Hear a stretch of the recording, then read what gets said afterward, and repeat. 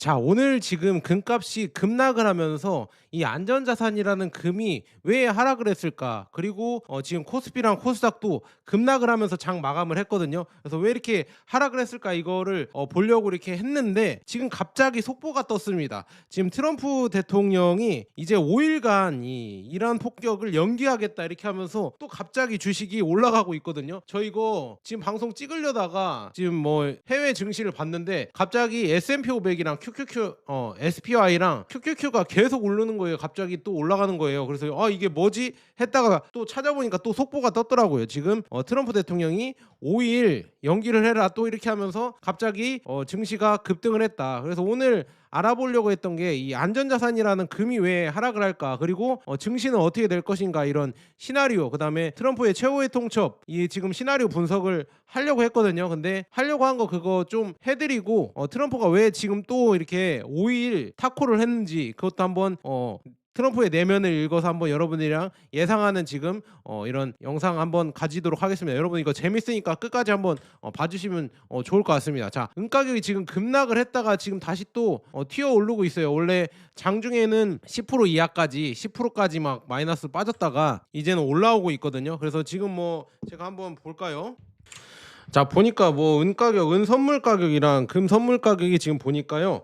야, 진짜 마이너스 3%, 마이너스 은은 1% 이렇게까지 올라왔습니다. 그래서 이렇게 지금 올라가고 있구나 이렇게 볼 수가 있습니다. 그래서 전체적으로 지금 계속 올라가는 지금 상황이고요. 비트코인이랑 이더리움도 갑자기 또 이제 급등을 했습니다. 자, 이 트럼프가 타코를 하면서 그동안 지금 막 내일이면 이제 트럼프가 공격을 하겠네. 내일 오전 8시 44분까지 지금 이란이 항복하지 않으면은 지금 뭐 발전소를 다 타격하겠다 이렇게 얘기를 했는데 트럼프가 5일 물렀잖아요. 야, 이거 보면서 또 이제 트럼프의 지금 이런 블러핑이 어마어마하구나. 그래서 지금 원달러 환율도 1510원, 뭐 1514원 이렇게 갔다가 지금 보니까 1496원까지 이렇게 좀 내려왔습니다. 그래서 1500원대에서 이제 좀 내려온 상황이다. 그래서 진짜 이거 트럼프가 증시를 들었다 놨다 이렇게 하는 진짜 트러블 메이커다 이렇게 볼 수가 있겠네요. 참 제발 타코할 거면은 그냥 제대로 타코하고 좀 휴전을 해서 우리에게 좀 좋은 이런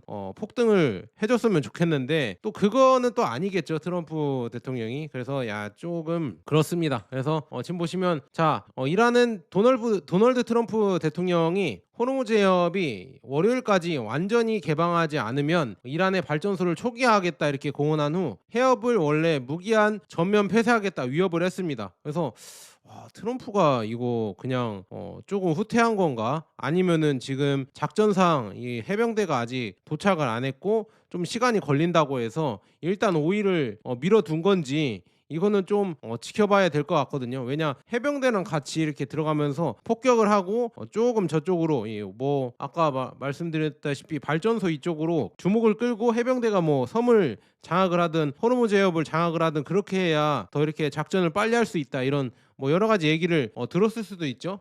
그래서 뭐 미룬 거일 수도 있습니다. 그래서 지금 보면 원래 지금 이 전쟁이 문제가 뭐냐면요, 미국이 이 호르무즈 해협을 다시 열 수 있는 쉬운 방법이 없어졌습니다. 그리고 그런데 중요한 건 이란 역시 해협을 폐쇄한 채 이 도널드 트럼프 대통령이 전쟁을 끝내도록 강요할 수는 없을 것이다. 그러니까 서로 이제 진짜 엄청나게 이 기싸움이 들어가는 거죠. 엄청난 지금 이제 누가 먼저 이렇게 포기를 하냐 이런 싸움에 들어가는 건데요. 참 이거 보면서 이제는 서로 이제 손절하는 거라고 하죠. 서로 이제 빼기가 쉽지 않다. 그리고 더 중요한 거는 이란은 원래 이 지역을 지키는 거니까 빠질 수 없다고 쳐도 미국은 출구 전략이 있어야 되거든요. 이거 했다가 안 되면은 철수하거나 이런 플랜 B가 있어야 되는데 트럼프 입장에서도 이미 너무 많이 여기에 자원이나 시간을 쏟아부어서 플랜 B가 없는 느낌입니다. 여기서 지금 타코를 해버린다고 하면요, 진짜 여론의 비난과 이런 걸 많이 받을 수가 있거든요. 그래서 일정한 무슨 명분이 있어야 돼. 이 타코할 명분도 지금 필요합니다. 왜냐, 너무 많이 지금 이란 전쟁을 일으켰고 그다음에 너무 많이 깊숙이 이거에 관여를 해버려서 참 이게 어떻게 이제 출구 전략을 필지 저는 궁금하고요. 그래서 이란은 만약에 이 트럼프 대통령이 타코하지 않고 만약 발전소 공격했으면은 우리는 기술 목표물, 그러니까 데이터 센터 이런 데에 29곳을 공개하면서 여기를 집중 공격하겠다. 그래서 마이크로소프트 팔란티어 스페이스 X 이쪽에 있는 이런 데이터 센터들 있잖아요. 이런 데이터 센터들 그다음에 아마존 이런 데 있잖아요. 이런 거를 공격을 하겠다 이렇게 정했거든요. 여기 나와 있네요.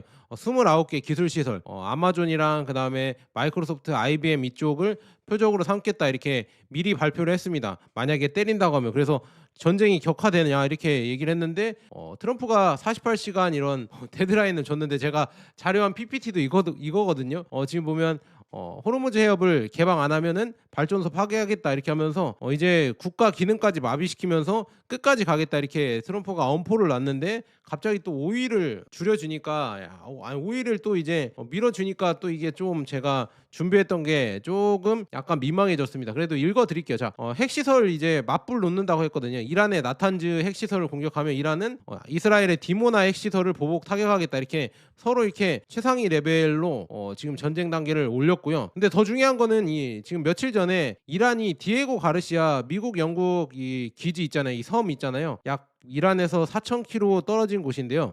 전례 없는 장거리 공격을 시도했습니다. 그래서 이게 문제가 되는 게 뭐냐? 여기 나와 있죠. 자, 이란이 인도양의 이 디에고 가르시아 미영 기지에 여기를 향해서 장거리 탄도 미사일 2발을 발사한 것으로 보도가 됐다고 합니다. 그래서 기지는 맞지 않았고요. 한 발은 비행 중에 고장됐고, 그다음에 다른 한 발은 미 해군이 SM3를 이렇게 교전한 것으로 전해졌다. 이게 명중 여부는 알 수 없지만 그래도 2발이 이렇게 날아갔다는 걸 이렇게 볼 수가 있고요. 이게 왜 중요한가 이렇게 보면은요. 이란에서 이게 4,000km 거리라고 합니다. 그래서 이게 이란이 처음으로 장거리 미사일을 사용한 사례라고 해서 점점 이제 무서워지는 거죠. 이란이 장거리 미사일도 갖고 있네. 이거 무섭구나.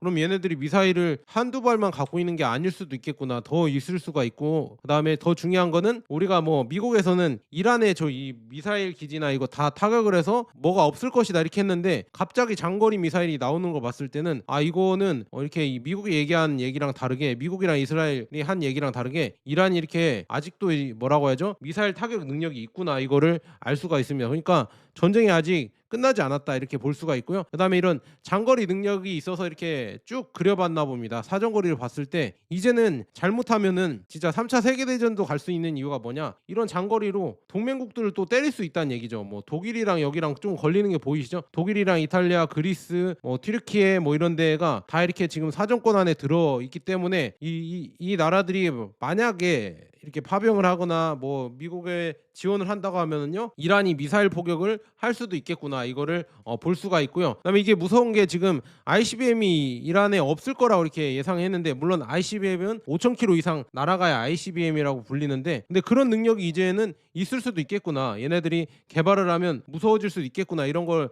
나오면서 점점 전쟁이 격화되나 싶었는데, 근데 지금 미국이 압도적으로 이란 해군을 무력화시키고 드론이나 미사일 발사 능력이 크게 감소해서 이렇게 했다고 했는데, 이런 미사일 때문에 좀 저는 살짝 반신반의하고요. 그다음에 지금 호르무즈 해협 통제에서도 지금 트럼프 대통령이 이거를 이렇게 열겠다 이렇게 했는데 5일 동안 또 미룬 걸 봤을 때는 좀 걱정이 좀 많이 됩니다. 그래서 5일 동안 밀어서 뭘 하려고 하냐, 아마도 트럼프가 들었을지도 모르겠지만 지상군이 좀 더 오려면 시간이 걸린다, 이 작전을 같이 수행을 하려면 시간이 걸리니까 좀 시간을 달라, 이런 얘기를 하지 않았을까요? 저는 그렇게 조심스럽게, 제 뇌피셜이긴 한데 주관적인 지금 해석을 해봅니다. 그래서 카르그 섬 점령이나 아니면 거기 지금 호르무즈 해협에 세숨섬이라고 있잖아요. 그 섬을 점령을 하거나 그런 작전을 하려고 하면은 해병대나 이런 준비가 필요한데, 아직 지금 준비가 잘 안 돼 있기 때문에 좀 5일 정도 시간을 벌어달라 해서 그렇게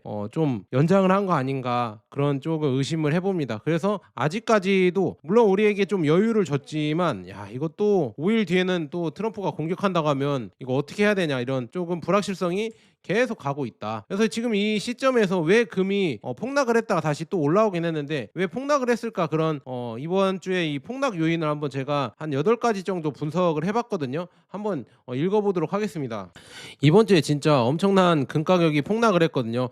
한 주 만에 9에서 11% 이렇게 하락을 했고, 이게 지금 보면 1983년 이후 최악의 주간이라고 이렇게 다들 얘기가 나오고 있거든요. 근데 이게 왜 그러냐면 이 중동 전쟁 때문에 유가랑 가스 가격이 급등하면서 인플레이션 우려 때문에 그런 거죠. 그래서 올해 금리 인하는 물 건너갔다 이렇게 하면서 추가 금리 인상 가능성까지 나오면서 지금 이렇게 금 가격이 하락했었다, 이렇게 하락했다, 이렇게 볼 수가 있습니다. 그래서 이 과정에서 이제 달러가 이제 강세를 보이면서 미 10년물 국채 수익률이 다시 상승세로 돌아가고 있죠. 그래서 뭐 4.5가 넘어간다 이런 얘기가 나오고 있고요. 그래서 이렇게 되면서 이제 무이자 자산인 금의 이 상대 매력도가 급격히 떨어졌습니다. 그래서 그걸 트리거로 이제는 금의 선물 옵션, 그다음에 ETF 레버리지 포지션이 줄줄이 이 청산되면서 낙폭이 이제 비정상적으로 커졌습니다. 그래서 동시에 금 ETF에 이 기록적인 자금 유출이 있었습니다. 그래서 GLD가 하루 만에 30억 달러가 유출됐고요. 전쟁 이후에 전체 자산의 2.7%가 유출이 되면서 이런 매도가 생기면서 이런 하락 압력을 더 키웠다, 이렇게 볼 수가 있습니다. 그 다음에 이제 이게 중요하죠. 왜 전쟁 리콜 금 상승의 이런 메커니즘이 깨졌을까, 안전자산 스토리가 왜 깨졌을까, 이렇게 보면은요, 이번에도 전쟁 초기에는 유가 급등과 지정학적 불안으로 금이 단기 급등했지만 곧바로 유가발 인플레 재가열, 그 다음에 중앙은행의 긴축 장기화, 그다음에 재인상 가능성이라는 서사가 시장을 지배했습니다. 즉 전쟁이 경기, 물가, 금리 시나리오를 바꾸면서 안전자산 스토리보다는 이 높은 실질금리 리스크가 더 크게 작동을 했다. 그러니까 금리를 올릴까봐 이것 때문에 이게 깨졌습니다. 무슨 말인지 아시겠죠? 특히나 중동 전쟁은 유가가 달려있기 때문에 다른 곳에서 만약에 전쟁이 났다고 하면 이렇게까지 금 가격이 떨어지지 않았을 텐데, 이 유가 때문에 유가가 인플레이션을 자극을 하니까 거기에 따라서 이제 금 가격까지도 영향을 받은 것 같다, 이렇게 볼 수가 있고요. 그다음에 이거는 지금 2020년 코로나 패닉 때도 있었습니다. 자, 그때도 금은 1983년 이후 최악의 주간을 기록했는데, 이는 이 공포로 금을 산 게 아니라 이 모든 유동성 자산을 팔아서 이 마진콜, 그다음에 현금 수요를 메운 것이다. 그래서 이번에도 동일하게 많이 올랐잖아요, 금이. 그래서 유동성의 위기 속에서 팔 수 있는 자산을 파는 현상이 나왔다. 근데 그 중에서 금과 은이 최근에 진짜 주식보다 많이 오르고 많이 수익이 났잖아요. 그래서 다들 많이 오른 자산을 파는 경향을 보였다, 이렇게 볼 수가 있고요. 그리고 이제 그 예전부터 있었던 이 알고리즘과 레버리지, 마진콜 이 실제 작동 방식을 보면요, 이 코맥스에서 증거금 인상을 작년부터 계속 했었잖아요. 그래서 금 선물 계약 1계약당 통상 100온스 단위잖아요. 그래서 초기 증거금이 시장 상황에 따라 7천에서 12,000달러 수준이 되면서 지금 보면 온스당 100달러만 움직여도 계약당 손익이 1만 달러 단위로 흔들리기 때문에 엄청난 거죠, 이게 움직이는 변동성이. 그래서 가격이 급락하면 이 레버리지 포지션이 순식간에 유지금, 증거금, 그러니까 증거금 부족하고요, 그 다음에 마진콜이 생기면서 강제 청산을 당할 수가 있다. 그래서 제가 여러분들에게 지금 이거 금이나 이런 투자는 레버리지 웬만하면 하지 마시고 웬만하면 선물하지 마시고 현물로 하셔라, 아니면 ETF, 현물 ETF만 하셔라, 이렇게 말씀드렸잖아요. 이런 게 지금 이런 변동성에서 다 청산을 당할 수가 있으니까 조심하라고 이렇게 말씀드린 거고요. 그 다음에 이번에도 지금 CME가 변동성 급등을 이유로 마진 비율을 계속 인상을 했었잖아요. 그래서 금 선물 마진이 6에서 8%, 그다음에 은이 11에서 15% 이렇게 올리면서 이 레버리지 트레이더들이 줄줄이 이제 포지션을 줄이면서 폭락을 가속화했었죠. 그다음에 은 시장에서는 15에서 18%까지 또 추가 인상이 나오자 이 마진콜이 연쇄적으로 터지면서 이건 120달러에서 70달러대까지 이렇게 며칠 만에 붕괴한 사례도 나왔잖아요. 그래서 이렇게 되면서 점점 더 이제 이 마진이 높아지면서 기본적으로 지금 투기 수요가 줄어들면서 단기에는 이렇게 급락이 나온 지금 상황이다, 이렇게 볼 수가 있습니다. 그 다음에 이제 알고리즘과 이 추세 추종, 이 CTA 매매라고 하죠. 이런 펀드들이 실질금리 이런 변동성, 이 달러 지수, 그 다음에 선물 곡선과 같은 이 변수에 이 늘 기반으로 트레이딩을 하기 때문에 그냥 알아서 파는 거예요. 그래서 이번처럼 달러 강세, 그 다음에 채권금리 상승, 변동성 급등 이런 게 동시에 일괄적으로 나타나면요, 이 롱 금의 이 상승 베팅을 줄이고 하락 베팅으로 전환하는 쪽으로 신호가 쏠립니다. 그래서 실제로 이란 전쟁 이후 이 코맥스는 금은 파생 거래량은 전쟁 전 평균 대비 25에서 40% 감소한 반면 ETF 현물 쪽 매도와 이 지금 변동성이 급등해서 알고리즘 레버리지 포지션이 한꺼번에 청산되는 구조적 이벤트가 있었다고 이렇게 보고가 되고 있습니다. 그래서 이런 거 봤을 때 조금 변동성이 많이 생기면서 이 레버리지가 지금 계속 청산이 되는구나, 이렇게 볼 수가 있습니다. 여기 또 나와 있죠. 이 레버리지 ETF 있잖아요. 이게 레버리지 ETF 투자하시면 여러분들 이거는 매일 이렇게 목표 레버리지 배수로 맞추기 위해서 장 마감 전에 포트를 재조정해요. 이거 여러분들 모르시는 분들이 많은데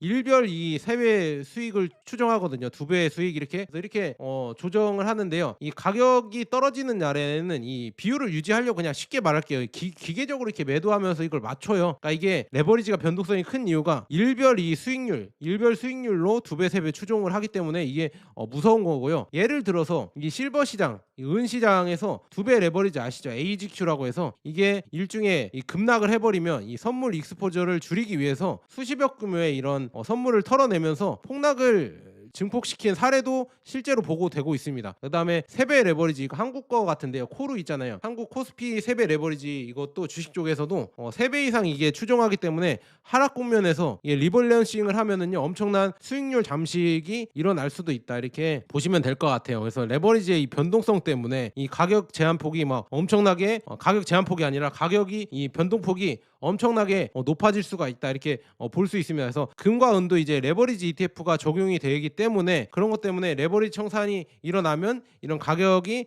영향을 받을 수가 있겠죠. 그래서 그런 거 보시면 될 것 같고요. 그다음에 이게 이 1983년대 이 금가 폭락과 지금의 이 유사점과 차이점이 있는데요. 그때도 지금 보면 2월에 1983년 2월에도 며칠 사이에 $100 이상이 급락을 했었어요. 근데 당시 기준으로 수십 년 만에 최악의 하락이거든요.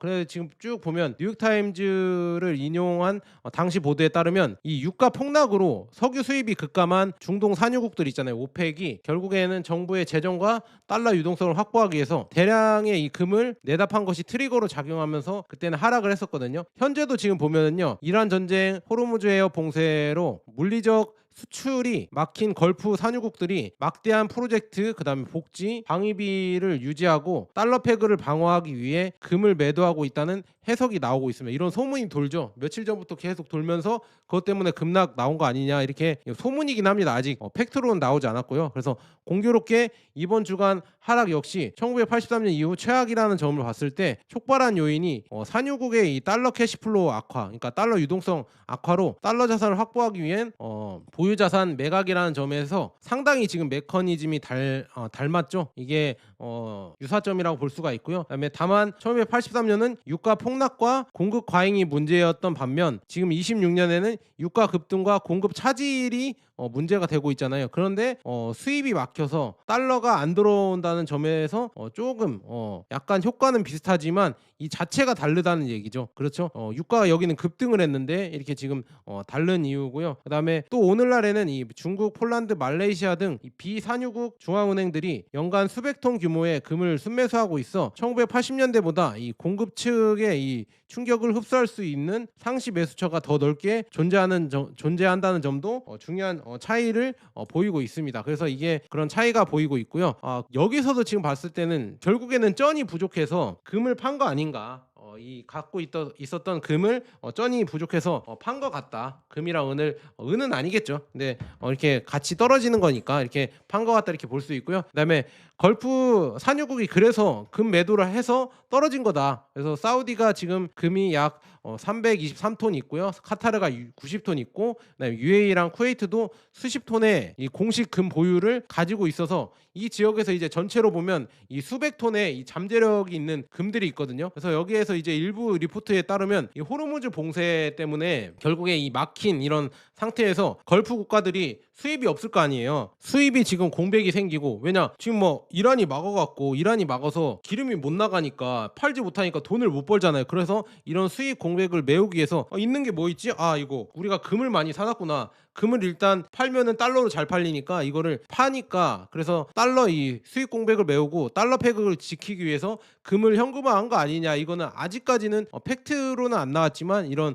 소문으로 돌고 있고요. 그래서 지금 보면, 그런데 지금 국제 금 IMF 통계를 보면은요, 25년 초에서 26년까지 지금 보면 사우디, 카타르 공식 금 보유량은 거의 변동이 없다고 합니다. 그리고 1, 2월 순매도는 이 러시아, 카자흐스탄, 우즈베키스탄 같은 다른 국가들이 주도를 하고 있고요. 그래서 지금 보면 이렇게 팔았다는 이런 증거는 없습니다. 그런데 그래도 지금 보면은 합리적인 가설일 수도 있다. 왜냐, 돈이 부족하니까 이렇게 가설을 세워서 걸프발 이 매도 때문에 추가 하방 압력이 있다, 이렇게 예상이 되는 것도 그 충분히 일리 있는 해석이긴 하지만 아직 팩트로는 안 나왔다 이렇게 볼 수 있고요. 그래서 이것 때문에도 하락할 수도 있겠죠. 그다음에 이제 중요한 건 이제 페이퍼 골드 이런 하락 때문에 중요한 거는 이 지금 종이금 시장이랑 종이은 시장이랑 실물 시장이랑 이제 괴리가 계속 발생하기 시작합니다. 그래서 여러분들이 지금 뭐 비관론에 빠질 필요가 없는 게 뭐냐면 이번 하락은 지금 선물 옵션 ETF 등 이 종이금 페이퍼 골드 시장에서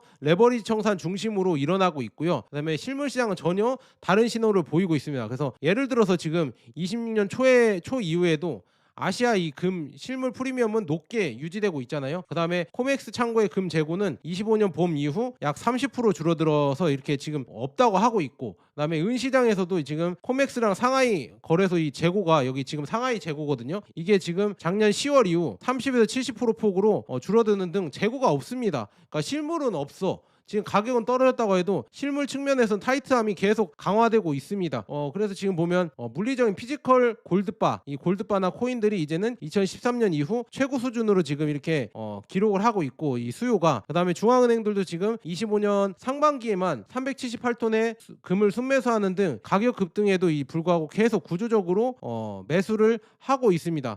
그래서 이 모든 결과를 합치면은요, 현재 가격은 실물 수급 펀드멘털이 아니라 이 페이퍼 시장의 이 레버리지가 이 청산 이런 거 당한 거랑 달러 유동성 쇼크를 반영한 이 단기 변동성이다 이렇게 볼 수 있습니다. 그래서 지금 월가 출신들도 이렇게 나와 있습니다. 페이퍼와 실물이 갈라질 때는 실물을 보라는 이렇게 말이 계속 나오고 있다. 그러니까 실물이 점점 이제 제가 봤을 때도 앞으로 이런 사태가 계속 일어나면요, 실물 시장이랑 종이금 시장이랑 분리가 될 수도 있겠구나 이렇게 볼 수가 있습니다. 그래서 이게 지금 여기 나와 있죠. 상하이에 이렇게 나온 이런 지금 재고량이 나와 있는데 은 재고량인데 이게 줄어든 게 보이시죠? 그러니까 지금 보면 재고는 부족하다. 그리고 지금 전쟁 중에 은이 많이 쓰이고 있거든요. 최첨단 레이더나 아니면은 전투기나 미사일에 은이 많이 들어간다는데 그거 나중에 채워 넣으려고 하면 은 수요가 폭발할 수밖에 없겠죠. 그러면은 앞으로 이제 은의 이 하락 때문에 슬퍼할 게 아니라 앞으로 이제 가격이 싸져서 더 이렇게 싸게 매수할 수 있구나 이렇게 저가 매수의 기회로 잡는 게 좋지 않을까요? 저는 그렇게 생각을 하고 있고요. 그다음에 코맥스의 지금 역할과 이 조작 논쟁도 있죠. 우리가 계속 얘기했었잖아요. 저도 매번 코맥스가 뭐 갑자기 뭐 거래소를 중단시키고 거래소가 꺼져서 정전 사태가 일어나고 이런 게 뭐 금 가격에 영향을 주는 거 아니냐. 그래서 왜 그렇게 얘기를 하냐면 이 코맥스라는 이런 시장이 전 세계 금 가격을 결정하기 때문에 엄청난 힘을 갖고 있기 때문에 영향을 주기 때문에 그거에 대해서 지금 뭐 갑자기 뭐라고 하죠? 마진을 인상을 하고 그다음에 갑자기 정전을 시키고 이런 게 뭔가 조작이 있는 거 아니냐 이런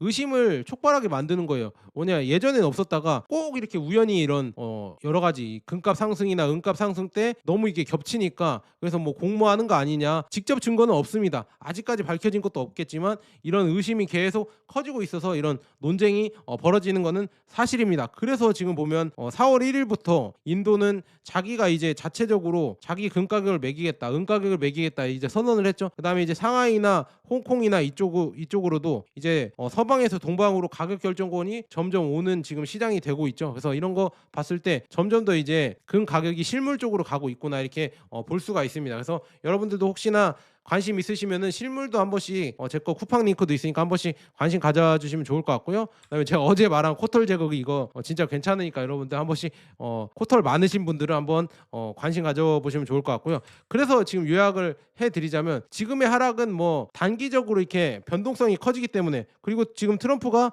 타코를 하니까 다시 또 이제 5일 연기를 하니까 다시 또 올라가죠. 그래서 이런 거 봤을 때 여러분들 너무 이 변동성에 휘둘리지 마시고요. 오히려 가격을 하락할 때 내가 조금 더 이렇게 수량을 늘려갈 수 있을까, 아니면 뭐 실물금이나 실물은, 근데 이거는 좀 수량이 많이 안 떨어지더라고요. 그래서 이럴 때는 차라리 ETF나 이런 매매를 하는 게 더 좋거든요. 그래서 여러분들도 한 번씩 생각해 보시면 좋을 것 같습니다. 자, 여기까지 지금 전체적으로 지금 시장이 급변하는 사태에서 이렇게 봐드렸거든요. 제가 또 뉴스가 나오면 바로바로 봐드리도록 하겠습니다. 좋은 번화 됐습니다. 감사합니다.